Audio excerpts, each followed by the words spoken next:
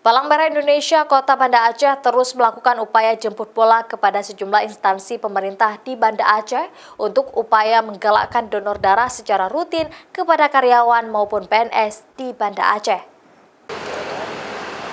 Salah satu sasaran kerjasama PMI Kota Banda Aceh adalah dengan Badan Pengelola Migas Aceh, di mana kerjasama tersebut untuk menarik minat karyawan untuk mendonorkan darahnya secara rutin kepada pihak PMI tanpa harus ke kantor. Kekurangan stok darah pasca Lebaran Idul Adha kemarin menyebabkan PMI Kota Banda Aceh harus bekerja lebih keras untuk mendapatkan sejumlah kantong darah dari masyarakat untuk diberikan kepada masyarakat yang membutuhkan yang berada di rumah sakit umum daerah serta sejumlah rumah sakit lainnya di Banda Aceh. Selain itu, Palang Merah Indonesia Kota Banda Aceh juga memberikan sosialisasi kepada sejumlah karyawan, Badan Pengelola Migas Aceh, dan sejumlah pihak lainnya akan penting dan manfaat dari donor darah. Tentu melalui donor darah ini juga sekaligus nanti kita harapkan bagi yang sudah bisa mendonorkan darah akan menjadi pendonor darah rutin.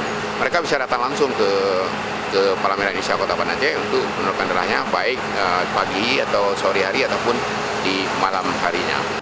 Nantinya sejumlah kantong darah yang terkumpul akan dibawa ke PMI Kota Banda Aceh untuk melakukan proses pengecekan dan diolah menjadi trombosit. Program jemput bola donor darah memang terus dilakukan PMI Kota Banda Aceh ke sejumlah instansi pemerintah agar stok darah di Banda Aceh terpenuhi.